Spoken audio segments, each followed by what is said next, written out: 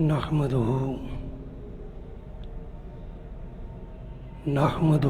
ونصلي ونسلم على رسوله النبي الكريم أما بعد فأعوذ بالله من الشيطان الرجيم بسم الله الرحمن الرحيم وشددنا ملكه وآتيناه الحكمة وفصل الخطاب صدق الله العلي العظيم وصدق رسوله النبي الكريم۔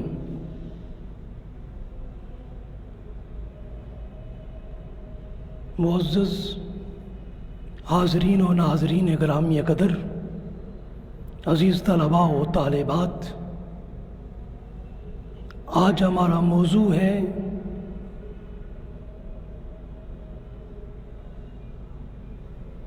آج کے طلباء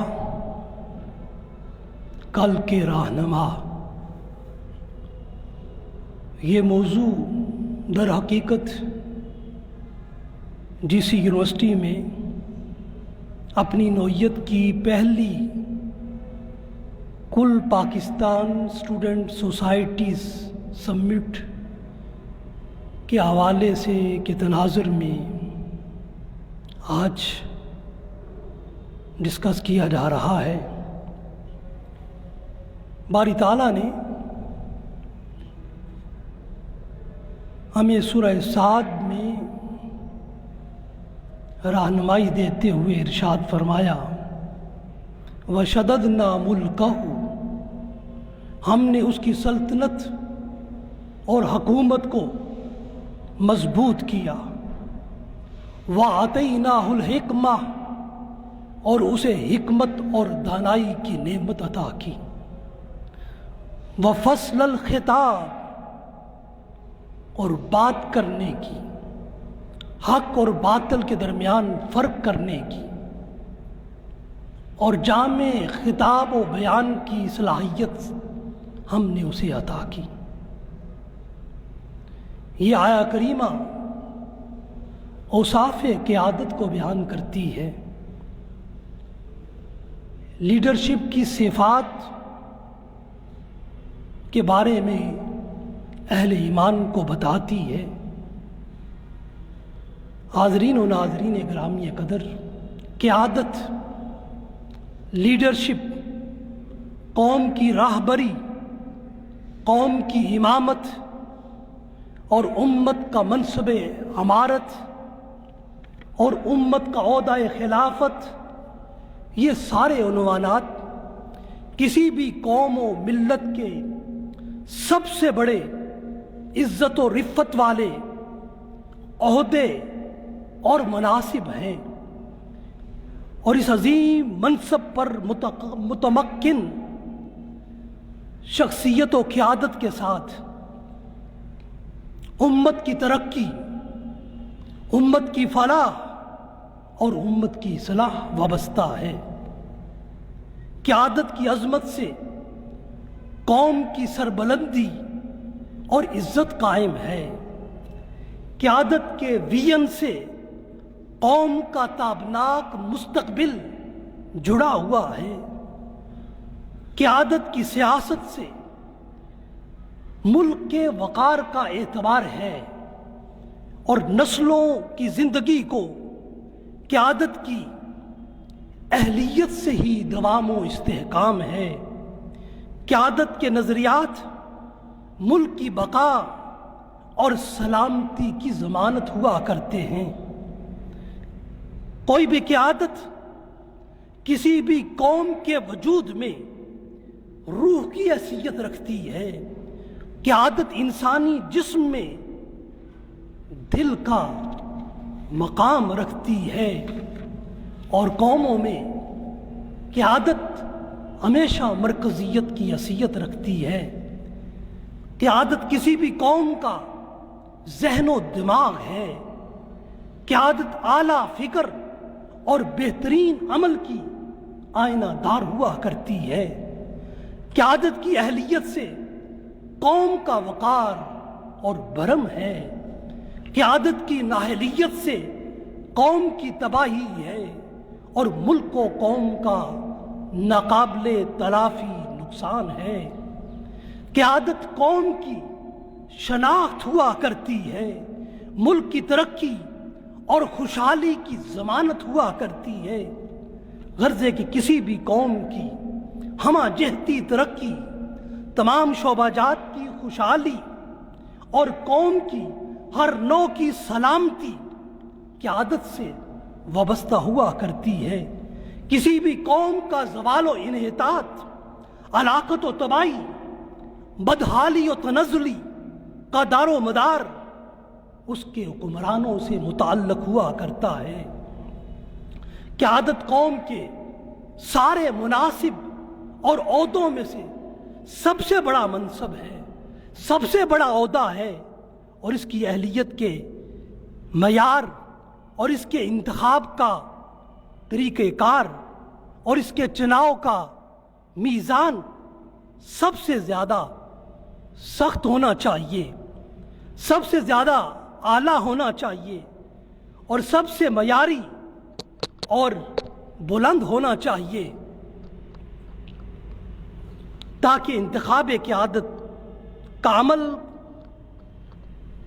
صحیح ہو سکے اور قوم کی تقدیر بدل سکے۔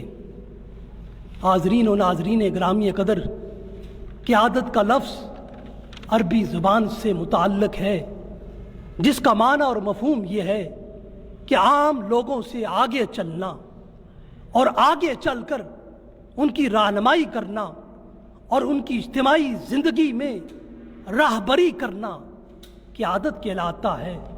جیسے لشکر کا سپہ سالار اور کمانڈر آگے چل کر لشکر کی رہنمائی کرتا ہے، اس لیے عربی میں کہا جاتا ہے قیادت الجیش، لشکر کی کمانڈ کرنا، اس کی رہبری کا فریضہ سر انجام دینا قیادت کہلاتا ہے۔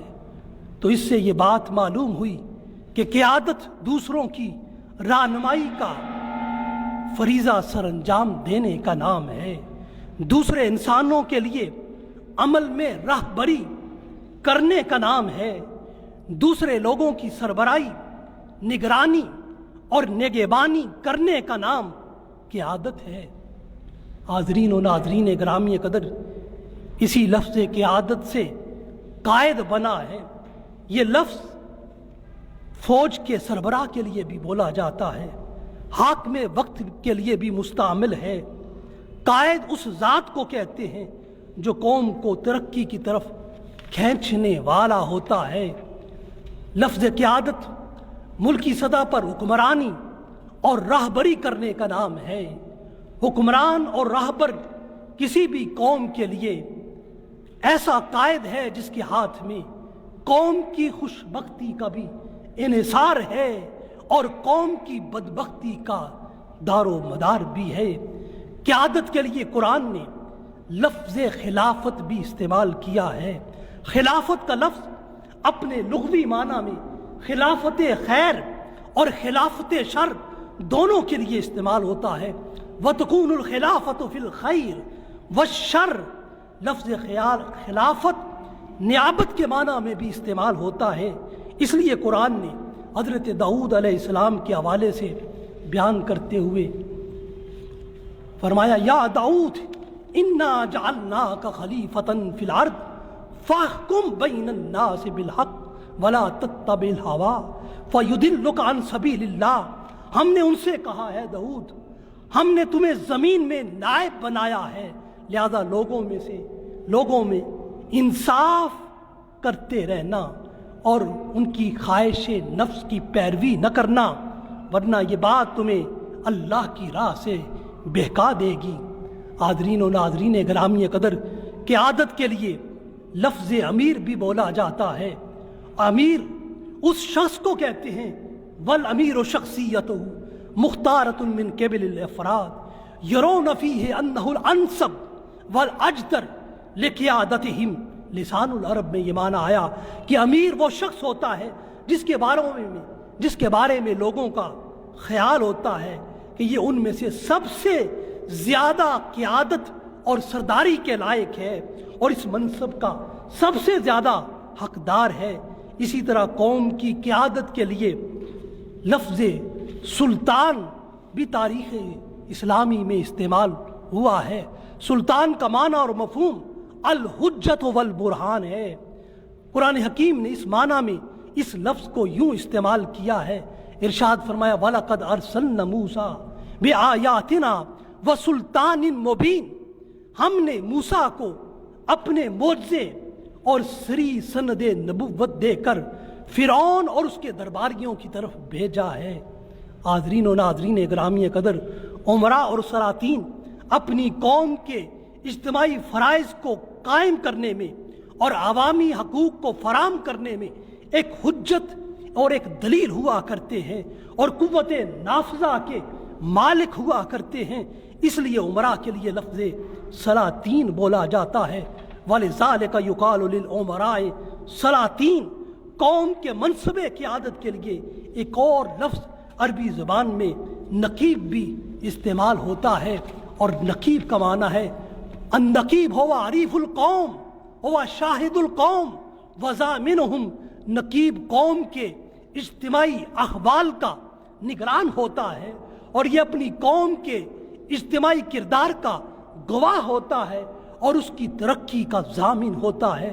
قرآن حکیم نے لفظ نقیب کو سردار، قائد اور امیر کے معنی میں استعمال کیا ہے۔ اس لیے سورہ المائدہ میں ارشاد فرمایا وَلَقَدْ أَخَذَ اللَّهُ مِيثَاقَ بَنِي إِسْرَائِيلَ وَبَعَثْنَا مِنْهُمْ اثْنَا عَشَرَ نَقِيبًا، اور اللہ نے بنی اسرائیل سے پختہ عہد لیا تھا اور ان میں 12 سردار مقرر کیے۔ حاضرین و ناظرین گرامی قدر، لفظ نقیب اور معنی میں بھی استعمال ہوا ہے، جس میں نقیب اپنی قوم کے جملہ معاملات کا امین ہوتا ہے اور اپنی قوم کے اجتماعی ضروریات کا کفیل ہوتا ہے۔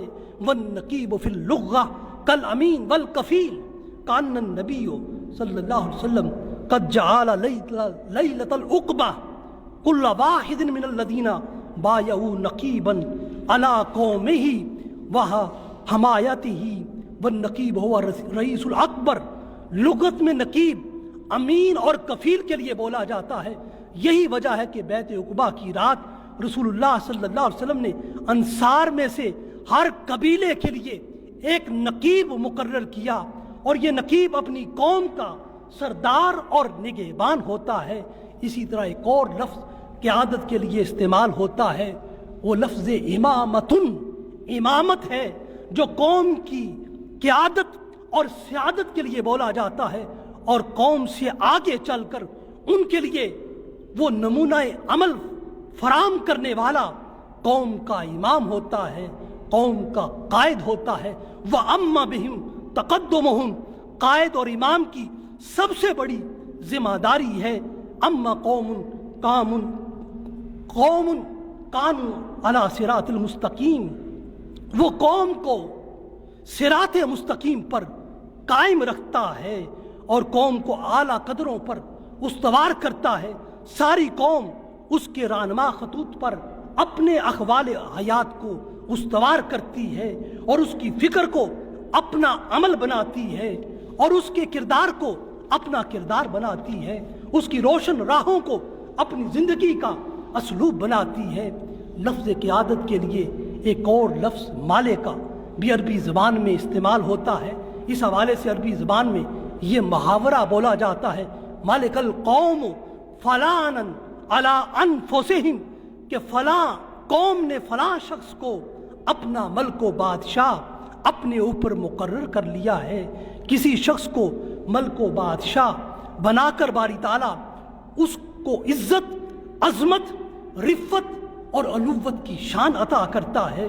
اس بنا پر اس بادشاہ اور ملک کی سب سے بڑی ذمہ داری یہ ہے کہ وہ اپنی قوم کو عزت والی، عظمت والی اور رفت والی قوم بنا دے، اپنی قوم کو ایک منتشر گروہ، بکھرے ہوئے طبقے اور لوگوں کے ایک بے ہنگم ہجوم سے نکال کر اپنی روشن اقدار، اعلیٰ کردار اور عرفہ اتوار میں ایک قوم بنا دے۔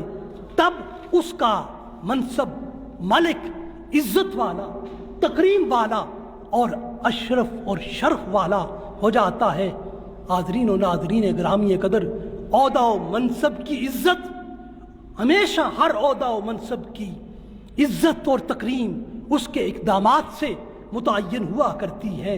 जब कोई इंसान क़यादत का मनसब संभालता है तो उस वक्त के हालात उसके लिए एक चैलेंज बन जाते हैं, और उस चैलेंज से नबर्द आजमा होना और उसको कामयाबी से सर करना ही किसी शख्स में वस्फ़े क़यादत को साबित करता है और उसको कायद बनाता है। रसूलुल्लाह सल्लल्लाहु अलैहि वसल्लम ने जब मनसबे नबुव्वतो, मनसबे रिसालत और मनसबे क़यादत को संभाला तो दुनिया इंसानियत दम तोड़ रही थी। हर तरफ जुल्म और सितम का बाजार गर्म था, पूरा माशरा रक्सो सुरूर में डूबा हुआ था। ऐश में गर्क नाकबत अंदेश रहनुमाओं को लोगों की कुछ परवाह न थी। लोग अपने सरदारों के जुल्म और सितम का शिकार थे। यकायक इन जुल्मतों और अंधेरों के बादल छट गए, एक रहमत व हिदायत का बादल रूनमा हुआ। दुनिया इंसानियत को एक अजीम कायद और एक बेमिसाल राहबर मुयस्सर आया, जिसकी क़यादत और राहबरी से आज तक और क़यामत तक हर मैदान में दुनिया इंसानियत मुस्तफ़ीद हो रही है, मुस्तनीर हो रही है और मुस्तफ़ीज़ हो रही है और होती रहेगी। किसी भी क़यादत का सबसे बड़ा असूल हयात और असूल क़यादत ये है कि वो लोगों को रब की बंदगी में मजबूत व मुस्तहकम कर दे, जबकि लोगों और रियाया के साथ उसका अपना ताल्लुक खिदमत खलक का और जज्बाए खैर खाई का मुस्तहकम हो जाए तो तभी उसकी क़यादत मनफ़ियत बख्श हुआ करती है। रसूलुल्लाह सल्लल्लाहु अलैहि वसल्लम ने दुनिया इंसानियत को जहाँ मार्फत खुदाबंदी में लोगों को शान तौहीद तक पहुँचाया, वहीं लोगों को अपनी ज़ात में क़यादत व सियादत के असूलों का अमली नमूना बनकर भी दिखाया। लोगों के दुख दर्द बांटे, उन्हें हकीकी ज़िंदगी गुजारना सिखाई। क़यादत के आला तरीन असूलों से उनको न सिर्फ आगाह किया बल्कि अपनी ज़ात में उनका अमली नमूना और पैकर भी दिखाया, और कौम की क़यादत की इमारतों को मुतअद्दिद असूलों से उस्तवार किया, जिनमें बतौर ख़ास इन दो असूलों को बहुत ज़्यादा अहमियत दी। अपनी ज़ात में अमानतदारी और अपनी कौम की तरक्की की और अहददारी और वफादारी और कौम के हकूक़ की फरामी की पासदारी, जिसकी तरफ इशारा करते हुए रसूलुल्लाह सल्लल्लाहु अलैहि वसल्लम ने इरशाद फरमाया, ला ईमाना लिमन ला अमानत लहू वला दीन लिमन ला अहद लहू। फरमाया उस शख्स में ईमान नहीं है जिसमें अमानतदारी नहीं है, और उस शख्स में दीन का पास और लिहाज नहीं है जिसके अंदर अहद की पासदारी नहीं है। हाज़रीन व नाज़रीन ग्रामी कदर, अपनी कौम के लिए इंतखाब क़यादत का अमल एक बहुत बड़ी और बहुत ही भारी जिम्मेदारी है। अगर कोई कौम अपनी इस जिम्मेदारी से कमा हक़्क़हू ओहदा बरा हो जाती है तो उसके नताइज और समरात और उसके असरात को अपनी तरक्की और खुशहाली की सूरत में देखती है। अगर कोई कौम इंतखाब क़यादत की जिम्मेदारी में तसाहुल और गफलत बरतती है और गफलत और गैर जिम्मेदारी का सबूत देती है, अपने मनपसंद माशरती मयारात को अहलियत पर फोकियत देती है और क़यादत के इंतखाब में अपनी माशरती रवायात को और मयारात को, खुद साख्ता तसव्वुरात को तरजीह देती है, तो उसका नतीजा मिन हैसुल कौम अपनी इज्तिमाई बदसुकूनी, माशी बदहाली की सूरत में देखती है, सियासी इजारादारी की सूरत में देखती है, माशरती ज़बू हाली की सूरत में देखती है और समाजी अफरा तफरी की सूरत में देखती है और इदारा जाती तबाही की सूरत में देखती है। जब भी गलत क़यादत का इंतखाब किया जाता है तो पूरा माशरा और कौम तबाह हो जाती है। इसलिए कुरान का ये हुक्म कौमी क़यादत के इंतखाब के लिए राय दहिंदा اور ہر ووٹر کو اور قوم کے ایک ایک فرد کو جھنجھوڑتا ہے، متنبہ کرتا ہے، متوجہ کرتا ہے۔ ارشاد فرمایا سورہ النساء میں، ان اللہ یامرکم ان تعدوا الامانات الی اہلھا، کہ مسلمانوں تمہیں اللہ حکم دیتا ہے کہ قومی امانتیں اہل لوگوں کے سپرد کیا کرو۔ حاضرین و ناظرین گرامی قدر، اقوام عالم میں کوئی بھی قوم جب اپنے اجتماعی فرض منصبی سے غفلت کا ارتکاب کرتی ہے تو اس سے سب سے پہلی غلطی یہ سرزد ہوتی ہے، وہ اپنے زمانہ زوال و انحطاط میں اپنی قومی پیشوائی کی امانتیں، اپنی مذہبی پیشوائی کی امانتیں ان لوگوں کے سپرد کرتی ہے جو اس امانت کو ادا کرنے کی سرے سے اہلیت ہی نہیں رکھتے ہیں، جو اپنی اہلیت میں نااہل ہوتے ہیں، جو اپنے مزاج میں کم ظرف اور بد مزاج ہوتے ہیں، جو اپنے خلق میں بد اخلاق ہوتے ہیں، جو اپنی امانت میں بد دیانت ہوتے ہیں، جو اپنے کردار میں بد کردار ہوتے ہیں، جو اپنی معاشرتی تعارف میں بدنام زمانہ ہوتے ہیں، جو اپنی سماجی پہچان میں معاشرے کے سب سے زیادہ ناپسندیدہ ہوتے ہیں، ایسے بدقماش، رساگیر، ظالم اور فرعون صفت، کرپٹ اور بدعنوان اور جال ساز اور دجال قوم کی سیاست اور قوم کی تقدیر کے مالک بن بیٹھتے ہیں، جو اپنی ذات کے مفادات کے سمندر میں ہی غرق ہوتے ہیں۔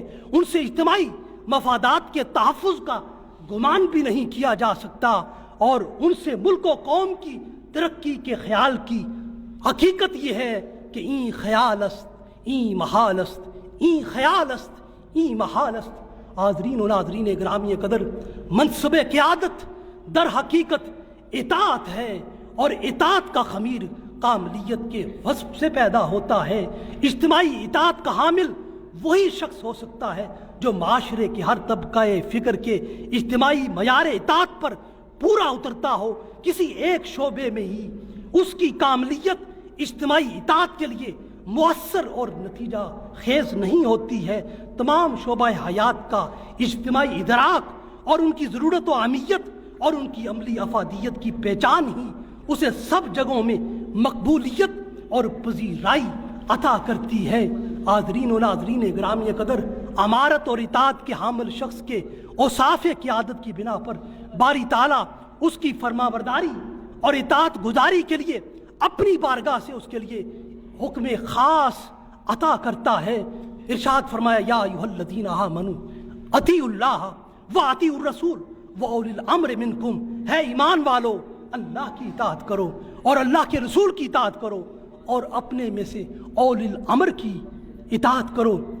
حاضرین و ناظرین گرامی قدر، منصب قیادت پر فائز ہر شخص اگر اللہ اس کے رسول کی اطاعت کو اپنی حیات کی شناخت بنا لے تو اب وہ شخص قرآنی تعلیمات کے تناظر میں اول الامر میں سے ہے اور اطاعت خلق کا حامل ہے اور اس قابل ہے کہ اجتماعی معاملات میں اس کی قیادت و سیادت میں چلا جائے، اس کے ہر حکم کو عملداری کے سانچے میں ڈالا جائے اور اس کے ہر قول کو عمل کی صورت دی جائے اور شکل دی جائے۔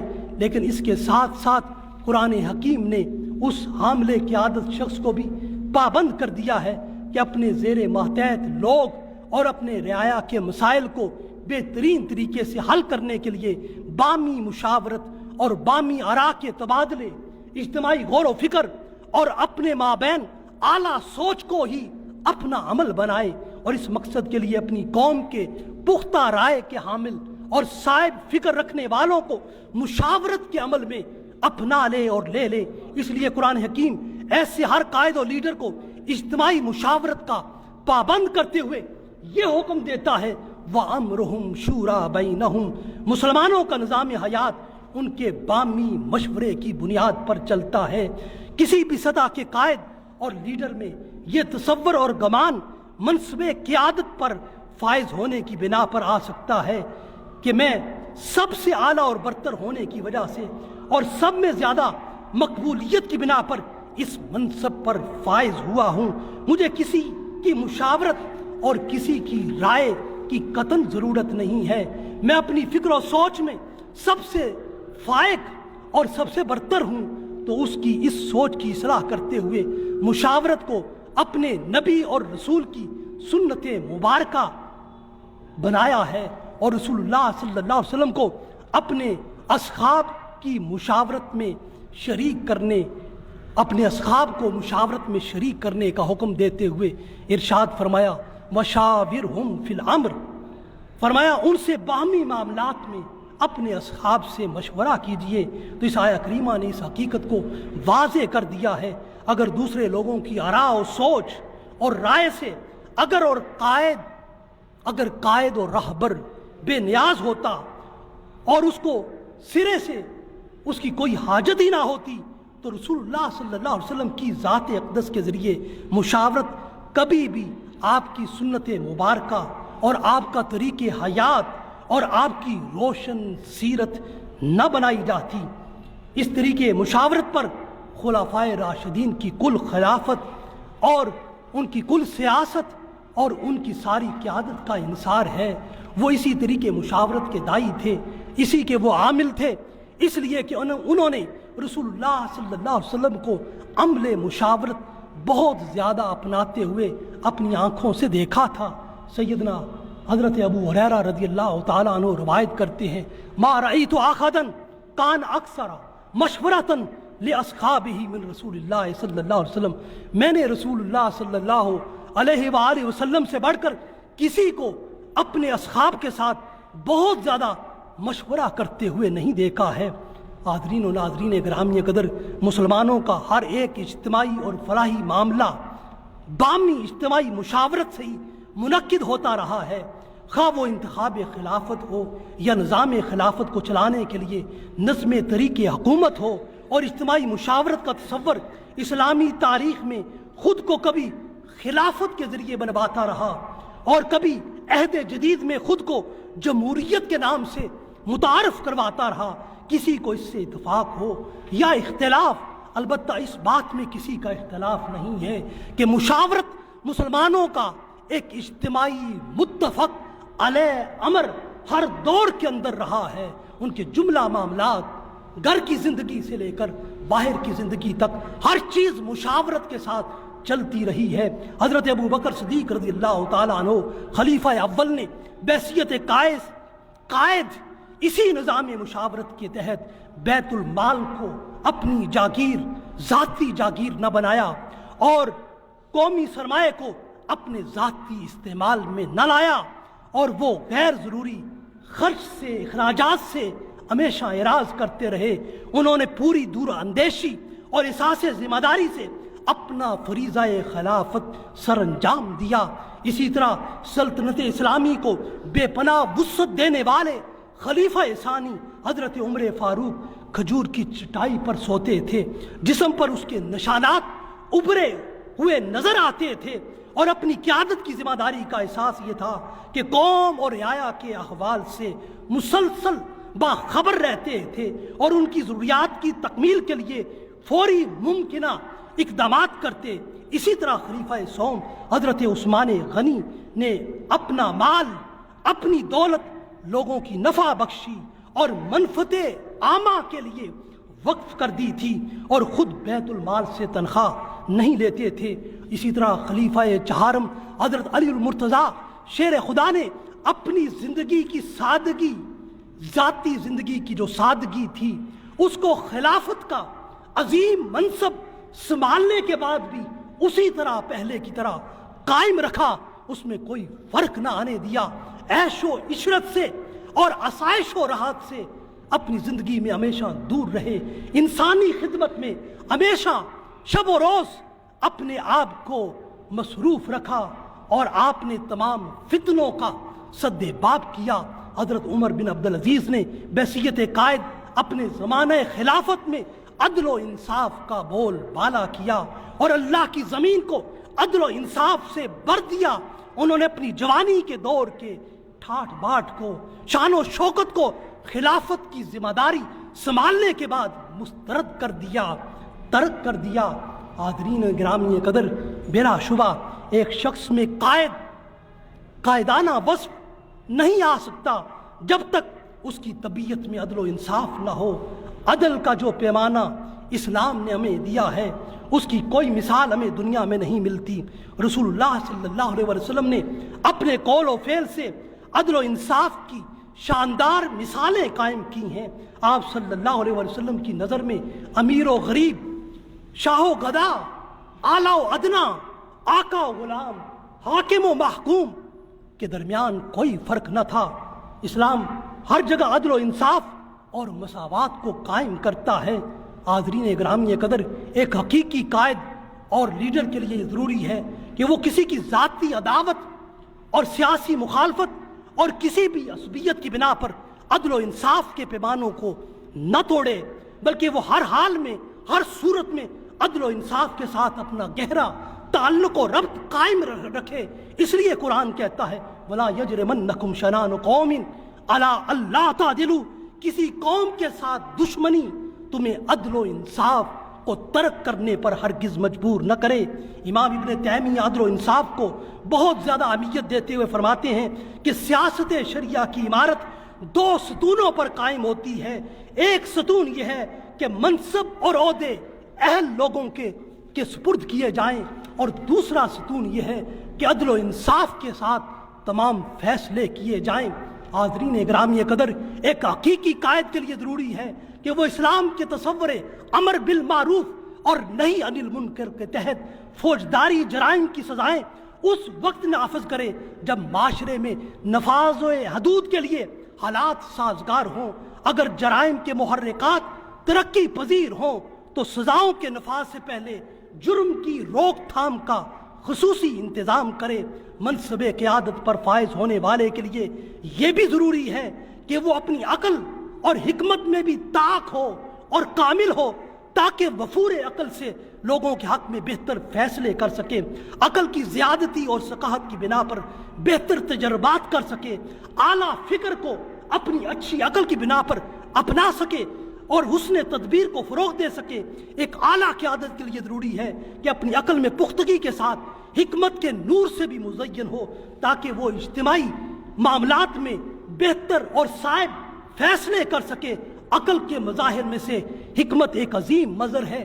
اس لیے باری تعالیٰ نے قرآن حکیم میں ارشاد فرمایا وَمَن يُؤْتِ الْحِكْمَةَ فَقَدْ أُوتِيَ خَيْرًا كَثِيرًا، فرمایا جسے دانائی اور حکمت عطا کی گئی ہے بلا شبہ اسے بہت زیادہ خیر و بلائی عطا کی گئی ہے۔ ایک قائد اور راہبر کی عقل جب حکمت کی صورت میں ڈلتی ہے تو وہ لوگوں کی اصلاح اور فلاح کو اپنا مطمع نظر بنا لیتی ہے۔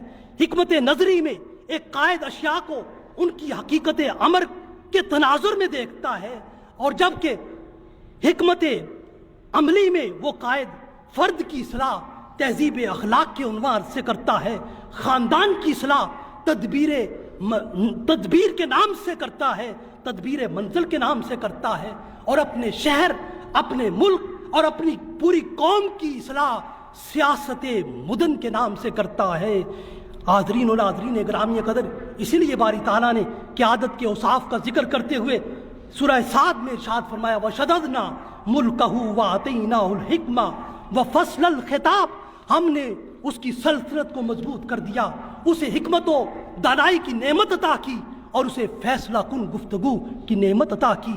حاضرین و ناظرین گرامی قدر، قیادت کے لیے حکمت لازمی امر ہے۔ حکمت کے تحت کتاب اللہ کا علم آ جاتا ہے، معاملات کی فہم و فراست آ جاتی ہے، جبکہ فصل الخطاب سے مراد کسی مقدمے کو سن کر صحیح، واضح اور دو ٹوک فیصلہ کرنا آ جاتا ہے۔ اس میں اظہار خیال کی قوت اور نطق و بیان کی اعلیٰ صلاحیت بھی فصل الخطاب میں آ جاتی ہے۔ قیادت کے اوصاف میں سے ایک عظیم وصف یہ ہے کہ وہ قائد اور وہ حقیقی قیادت خود کو علم کے نور سے مزین کرے، آراستہ کرے۔ بلا شبہ دنیا کی ہر ترقی کا راز علم میں ہے، قوموں کی اٹھان علم میں ہے، ملکوں کی عظمت فروغ علم میں ہے، قومی سطح پر معاشی اور سیاسی استحکام علم سے ہے۔ علم سے ہر شعبہ حیات کی رفت ہے، علم ہی قیادت کی اصل شناخت ہے۔ علم سے معاشرے میں امن و سلامتی کا قیام ہے۔ علم کی بے پناہ فضیلت سے آگاہ کرتے ہوئے قرآن نے دو ٹوک انداز میں ہمیں متوجہ کیا ہے فرمایا حل یستوی الذین یعلمون والذین لا یعلمون، آپ فرمائیے کیا علم والے اور بے علم، عالم اور جاہل برابر ہو سکتے ہیں؟ حاضرین گرامی قدر، علم ہی کی بنیاد پر انسان ایک مضبوط حاکم بنتا ہے۔ قیادت کے باب میں حاکم اس شخصیت کو کہتے ہیں جو انسانوں پر ظلم اور کج روی کو روکتا ہے اور ان کو عدل و انصاف اور جملہ حقوق حیات فراہم کرتا ہے۔ حاضرین و ناظرین گرامی قدر، میں خلاصہ کلام کی طرف بڑھتے ہوئے عرض کروں گا کہ لیڈرشپ رہنمائی کرنے کی اہلیت کا نام ہے، اور یہ لیڈرشپ انسان کی ذہانت، اس کے فہم اور اس کی اخلاقی اقدار سے تشکیل پاتی ہے، جو ایک فرد واحد کو اپنی بے شمار قابلیت اور اعلیٰ درجے کی صلاحیت سے متاثر کرنے کی استعداد عطا کرتی ہے۔ ہر لیڈر کو اپنے اپنے میدان میں بے شمار چیلنجز کا مقابلہ اور سامنا کرنا پڑتا ہے۔ لیڈرشپ ان سلگتے ہوئے مسائل اور چیلنجز کو حل کرنے کا نام ہے۔ لیڈر کو ہی اپنے حالات کا مقابلہ کرنا ہوتا ہے اور اپنی منزل کی طرف بڑھنا ہوتا ہے۔ لیڈر اپنے زمانے میں نابغہ روزگار ہوتا ہے۔ اپنے معاملات کو سدھارنے اور اپنے ماتحتوں کو متحرک رکھنے کا ایک زبردست وصف اپنے اندر لیڈر ہی رکھتا ہے۔ لیڈر ہمیشہ ایک ہدف کا تعین کر کے آگے بڑھتا ہے، اور اس ہدف کو حاصل کرنے کے لیے وہ ہر طرح کی سعی و کاوش اور محنت و جد و جہد کرتا ہے۔ ایک مؤثر لیڈر اپنے اندر کرشماتی خصوصیات رکھتا ہے اور عمدہ اور تاریخی فیصلے کرتا ہے۔ اپنے ہم خیال لوگوں کو ایک مشترکہ مقصد حاصل کرنے کے لیے مسلسل متحرک رکھتا ہے اور بھرپور انداز میں اپنی بات کو دوسروں کو سمجھاتا ہے اور ان تک پہنچاتا ہے، ان کو فعال اور متحرک کرتا ہے۔ ایک لیڈر کو ہمیشہ اپنے میدان کے نئے نئے رجحانات کا مطالعہ کرتے رہنے چاہیے، تاکہ وہ خود کو اپنے میدان میں مستحکم رکھ سکے اور اپنے میدان میں نئے نئے تجربات حاصل کرتا رہے، اور ساتھ ساتھ اپنی قیادت کے انداز کو بھی بدلتا رہے اور اپنی قیادت کے انداز کو زمانے اور حالات کے موافق کرتا رہے۔ مقصدیت ایک کامیاب لیڈرشپ کی بنیادی پہچان ہوا کرتی ہے۔ واضح مقصدیت کے بغیر انسان اپنی صلاحیتوں کا ضیاع کرتا ہے۔ لیڈر وہ ہے جس کی دوسرے لوگ بھی پیروی کریں۔ لیڈر ہمیشہ متحرک، فعال اور قوت آفرین وجود و سرچشمہ ہوا کرتا ہے، اور ایک عظیم لیڈر وہ ہے جو اپنے راستے خود تراشتا ہے اور دوسروں کو بھی ان راستوں پر چلاتا ہے۔ رائے حیات ہمیشہ بدلتی رہتی ہے، لیڈر بھی وقت کے ساتھ ساتھ اپنی پالیسیوں کو بدلتا رہتا ہے۔ ان بدلتے ہوئے حالات میں اٹھائے جانے والے قدم بڑے سوچے سمجھے ہوتے ہیں، اور اسے اس سلسلے میں اپنے اندر تجسس اور تیقن کے وصف سے فائدہ اٹھانا چاہیے۔ ایک لیڈر کو اپنے مطلوبہ مقصد کو پانے کے لیے اپنی سوچ اور تجربے کے ساتھ ساتھ متعلقہ وسائل کو بھی قوم کو فراہم کرنا ہوتا ہے۔ لیڈر انفرادی مفاد کی بجائے اجتماعی مفاد کو حاصل کرنے کی ترغیب دیتا ہے، جسے وہ معاشرے کے مختلف طبقات کے سامنے اس طرح پیش کرتا ہے کہ پورا معاشرہ اس کے اصول کے لیے متحرک ہو جاتا ہے۔ لیڈر عوام اور قوم کے اجتماعی احوال کی نمائندگی کرتا ہے، اور لیڈر اپنے معاشرے اور اپنی قوم کو ایک واضح سمت دیتا ہے۔ لیڈر تاریخ کا رخ بدل دیتا ہے۔ لیڈر حالات کے ساتھ چلتا ہے، مگر حالات کو اپنے مقصد میں رکاوٹ نہیں بننے دیتا۔ لیڈر ہمیشہ وسیع سوچ کا حامل ہوتا ہے۔ محدود سوچ اس کی لیڈرشپ کے لیے ایک داغ ہے، ایک عیب ہے۔ تنگ نظری اس کی لیڈرشپ کو داغدار اور عیبدار بنا دیتی ہے۔ لیڈر کو اپنے ماتحت افراد کی ذات پر حملہ کرنے سے گریز کرنا چاہیے۔ لیڈر کو خود کو کبھی بھی ما فوق البشر تصور نہیں کرنا چاہیے۔ لیڈر اپنے کارکنوں کے ساتھ آمرانہ رویہ نہیں اپناتا، بلکہ ان کے ساتھ مشاورتی انداز اپناتا ہے۔ یہ بات بھی لیڈرشپ کے باب میں حقیقت ہے کہ لیڈرشپ خدا داد، صلاحیت اور استعداد کا نام ہے، مگر اس کے ساتھ ساتھ اس بات کا بھی انکار نہیں ہے کہ لیڈرشپ تیار بھی کی جاتی ہے۔ حاضرین و ناظرین گرامی قدر، لیڈرشپ کی تیاری کے لیے اپنی شخصیت میں اوصاف قیادت کو پیدا کیجیے۔ سب سے پہلے اپنے اندر مثبت سوچ اور مثبت عمل پیدا کیجئے۔ اسی تصور کو رسول اللہ صلی اللہ علیہ وسلم نے اپنی حدیث مبارکہ میں بیان کیا، فرمایا اچھے عمل کی بنیاد ہمیشہ اچھی سوچ پر ہوا کرتی ہے۔ انما الاعمال بالنیات، مثبت سوچ ہی ہمیشہ مثبت عمل انسان کے اندر پیدا کرتی ہے۔ آپ ہر مسابقت اور ہر اہلیت کا مقابلہ مثبت سوچ اور مثبت عمل سے کر سکتے ہیں۔ یہی طرز فکر ہی آپ کے جیتنے کے عمل کا نقطہ آغاز بن جاتا ہے۔ پھر اس کے بعد آپ اپنی جیت کے اقدامات زیادہ سے زیادہ کرتے چلے جاتے ہیں۔ مثبت سوچ ہمیشہ کامیابی سے ہمکنار کرتی ہے اور منفی سوچ ہمیشہ ناکامی دیتی ہے۔ آپ کی شخصیت کے قائدانہ اوصاف کو بھی منفی سوچ مجروح کرتی ہے۔ حاضرین و ناظرین گرامی قدر، قیادت کی صفات میں سے ایک عام صفت بصیرت اور ویژن کا ہونا بھی ہے۔ بصیرت اور ویژن رکھے بغیر قیادت کی حقیقی ذمہ داری ادا کرنا ناممکن ہے۔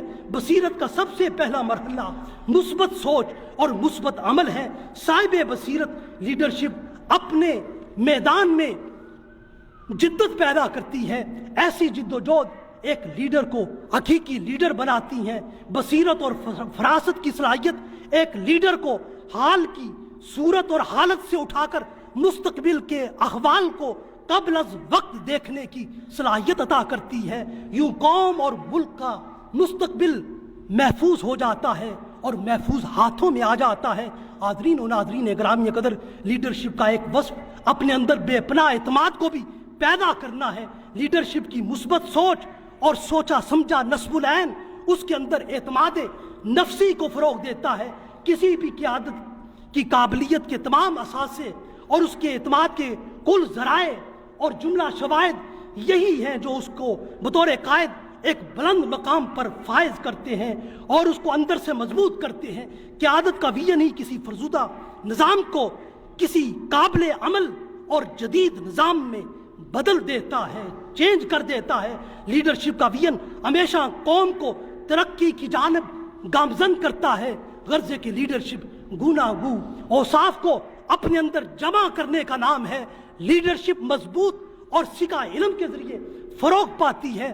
کبھی لیڈرشپ اپنے حالات کے صحیح ادراک اور کامل تجزیے سے نمو پاتی ہے، کبھی یہ ماحول کی سازگاری اور اپنے چاہنے والوں کی وفاداری سے ترقی کرتی ہے، کبھی یہ بے غرضی کی خصلت کے ساتھ اپنی منزل کی جانب بڑھتی ہے، کبھی یہ بے پناہ ہمت و حوصلہ کا جذبہ لے کر اور اثاثہ لے کر میدان کارزار میں اپنی خصوصی پہچان کے ساتھ اترتی ہے اور آتی ہے، کبھی یہ اپنے جانثاروں کے بے حساب بھروسہ مندی اور قربانی سے تقویت پاتی ہے، کبھی یہ ہر میدان عمل میں پہل کاری کے جذبے سے اپنے مطلوبہ ہدف کو ضرب کاری لگانے سے آتی ہے، کبھی یہ قوت فیصلہ کی دولت سے کو عمالیہ جیسی مہمات کو سر کرنے سے میسر آتی ہے، کبھی یہ وقتی برداشت کے ذریعے لوگوں کے دلوں میں اپنے مستقبل کی عظیم قوت کی برداشت کی صورت میں ظاہر ہوتی ہے۔ حاضرین گرامی قدر، کبھی یہ لیڈرشپ اپنے پیروکاروں کے اندر جوش و ولولے کے دریا اور سمندر جاری کرنے کی صورت میں نمایاں ہوتی ہے، کبھی اپنے طرز عمل سے اپنی ایسی معاشرتی پہچان بن جاتی ہے جس کو دنیا کی کوئی قوت ختم نہیں کر سکتی۔ لیڈرشپ کے لیے لیڈر بننے کی مضبوط خواہش اور عملی کاوش ہی انسانی وجود میں ظاہر ہوتی ہے۔ جہاں یہ خواہش اور کاوش کا اجتماع ہوتا ہے وہی لیڈرشپ پیدا ہوتی ہے، وہی نتیجہ پیدا ہوتا ہے۔ آج کے طلباء میں لیڈرشپ فقط خواہش سے ہرگز پیدا نہیں ہو سکتی، اس مقصد کے لیے ان کو مستقل اور مسلسل عملی کاوشوں سے گزرنا ہوگا۔ اس اعلیٰ مقصد کو حاصل کرنے کے لیے ہر طرح کی تکالیف اور پریشانیوں کو برداشت کرنا ہوگا، مسلسل محنت اور جد و جہد کو اپنی شناخت بنانا ہوگا، ہر حکمت و دلائی کی بات کو اپنی ذات میں مجتمع کرنا ہوگا۔ لیڈرشپ کی اپنی میراث اسلام سے ہم سب کو خود کو آگاہ کرنا ہوگا، جس کی طرف اقبال نے یوں اشارہ کیا، مگر وہ علم کے موتی کتابیں اپنے آبا کی، جو دیکھیں ان کو یورپ میں تو دل ہوتا ہے سی پارا۔ اس میراث کو آج ہمیں اچھی طرح اپنانا ہوگا، اپنی نوجوانی کو سوئے منزل بڑھانا ہوگا، اپنی تن آسانی کو جاں فشانی میں بدلنا ہوگا، عصر حاضر میں اقبال نے نوجوانوں میں لیڈرشپ کی صفات کو پیدا کرنے کے لیے بار بار انہیں متوجہ کیا ہے، ان کے احساسات اور جذبات کو جھنجھوڑا ہے، ان کی خودداری کو بیدار کیا ہے اور ان میں خودی کے تصور کو نمو دی ہے۔ کبھی نوجوانوں اور طالب علموں کو کل کا رہنما اور کل کا لیڈر بنانے کے لیے اقبال یوں متوجہ ہوتا ہے: تیرے صوفے ہیں افرنگی، تیرے قالین ہیں ایرانی، لہو مجھ کو رلاتی ہے جوانوں کی تن آسانی۔ عقابی روح جب بیدار ہوتی ہے جوانوں میں، نظر آتی ہے ان کو اپنی منزل آسمانوں میں۔ آج کے طلباء اگر کل کے رہنما بننا چاہتے ہیں تو اس منزل کا پہلا وظیفہ تحصیل علم ہے اور اپنی اس کاوش کو کمال اصول علم تک پہنچانا ہے۔ اپنے علم کو اپنا عشق بنانا ہے، اپنے علم کو اپنا عشق بنانا ہے۔ اگر ایسا عمل آج کا ہر طالب علم کر لے تو اس کے لیے نیا زمانہ اس دنیا میں پیدا کرنا آسان ہے، نئی صبح و شام پیدا کرنا اس کے لیے آسان ہے، اور یہی ایک حقیقی لیڈرشپ کی کمال صفت ہے جس کو اقبال یوں کہتا ہے: دیار عشق میں اپنا مقام پیدا کر، دیار عشق میں اپنا مقام پیدا کر، نیا زمانہ نئے صبح و شام پیدا کر، نیا زمانہ نئے صبح و شام پیدا کر۔ وآخر دعوانا ان الحمدللہ۔